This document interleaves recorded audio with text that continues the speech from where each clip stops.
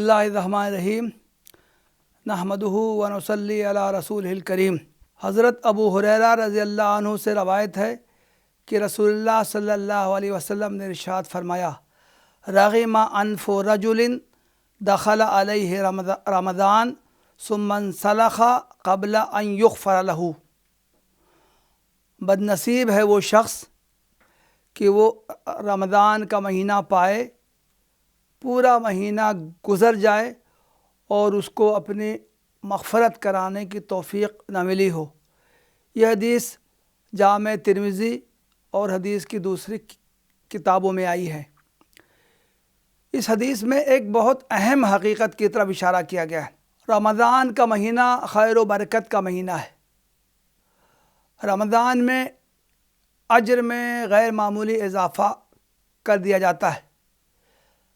अल्लाह के रसूल सल्लल्लाहु अलैहि वसल्लम ने फरमाया है कि अल्लाह ताला फरमाता है, हर अमल का अज्र मैं 10 गुना से 700 गुना तक देता हूँ, सिवाय रोज़ा के कि उसका अज्र मैं बेहद हिसाब देता हूँ।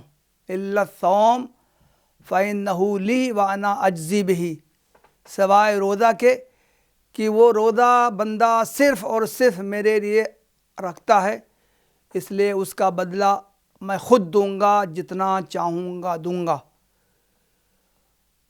रमज़ान में मुख्तलिफ़ इबादतें अंजाम दी जाती हैं। लोग अपनी तौफ़ीक़ से इसमें खूब इबादतें करते हैं।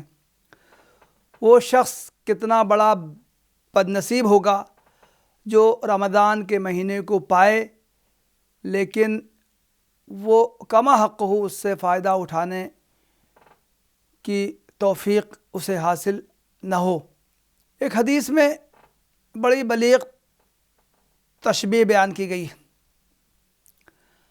बारिश होती है तो कुछ ज़मीनें बारिश के पानी को जज़्ब करती हैं, पौधे उगते हैं, खेतियाँ हरी भरी होती हैं, ज़मीन लहलहाने लगती। कुछ ज़मीनें होती हैं जो बारिश के पानी को तो जमा करती हैं लेकिन वो ख़ुद फ़ायदा नहीं उठाती हैं, गड्ढों में पानी जमा हो जाता है, दूसरे लोग उससे फ़ायदा उठाते हैं। और कुछ ज़मीनें होती हैं जो सख्त होती हैं, वो चटियल होती हैं, पत्थर के चट्टानें होती हैं, उस पर पानी गिरता है, बह जाता है, ख़ुद उस चट्टान को, पत्थर को, सख्त ज़मीन को कोई फ़ायदा नहीं होता है। ठीक इसी तरह का मामला रमज़ान के ताल्लुक़ से होता है। रमज़ान आता है तो अल्लाह ताला के कुछ बंदों को ज़्यादा से ज़्यादा फ़ैज़ उठाने की तौफ़ीक़ होती है। वो उसमें खूब इबादत करते हैं, खूब नमाज़ें पढ़ते हैं, खूब तिलावत कुरान करते हैं, खूब अज़कार पढ़ते हैं, खूब उन्हें तौबा इस्तिग़फ़ार की तौफ़ीक़ मिलती है। वो अल्लाह ताला से खूब दुआएं करते हैं। इस तरह उनके नाम अमाल में गैर मामूली इजाफ़ा हो जाता है। जबकि उसके मुकाबले में अल्लाह के कुछ बदनसीब बंदे ऐसे होते हैं जिनको कि रमज़ान से खातिर ख्वाह इस्तिफ़ादा करने की तौफ़ीक़ नहीं होती है। रमज़ान आता है, एक एक दिन करके पूरा महीना गुज़र जाता है, लेकिन वो जैसे रमज़ान से पहले थे उसी तरह का उनका रवैया, उसी तरह की उनकी ज़िंदगी रमज़ान के बाद भी रहती है। इस हदीस में ऐसे ही लोगों की बदनसीबी का तज़किरा किया गया है। खुश नसीब हैं वो लोग कि रमज़ान आए तो वो उससे खूब फ़ायदा उठाएं। इसी तरह बदनसीब हैं वो लोग कि रमज़ान आए लेकिन उन्हें उससे फ़ायदा उठाने की तौफ़ीक़ हासिल न हो। बदनसीब हैं वो लोग जो बज़ाहिर रमज़ान के मामूलात पर अमल करने की कोशिश करें। वो सहरी खाएं, रोज़े के औक़ात में कुछ ना खाए पिएं, इफ्तार के वक्त इफ्तार करें, बज़ाहिर उनका रोज़ा तो मुकम्मल हो जाए लेकिन वो रोज़े की ममनुआत से बचने की कोशिश न करें। गालम गलोच करना, लड़ाई झगड़ा करना, बुरा भला कहना, किसी की ग़ीबत करना, کسی کی چغلی کرنا، یہ سارے جو اخلاقی معائب ہیں ان سے وہ بچنے کی کوشش نہ کریں۔ رمضان میں فرصت کے اوقات میں وہ لہو و لعب میں مصروف رہیں، خوش گپیاں کریں، کھیل کود کریں،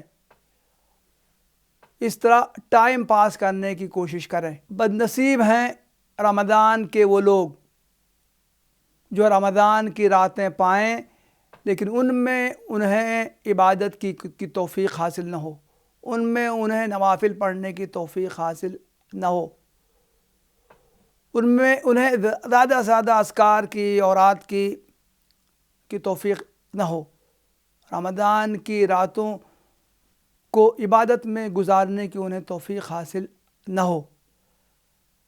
متعدد احادیث میں ایسے لوگوں کی بد نصیبی کا تذکرہ کیا گیا ہے۔ ایک حدیث میں ہے، اللہ کے رسول صلی اللہ علیہ وسلم نے فرمایا، کم من صائم لیس لہ من صومہ الا الجوع، کتنے روزے دار ایسے ہیں جو روزہ رکھتے ہیں لیکن بھوک و پیاس کے علاوہ ان کو کچھ حاصل نہیں ہوتا۔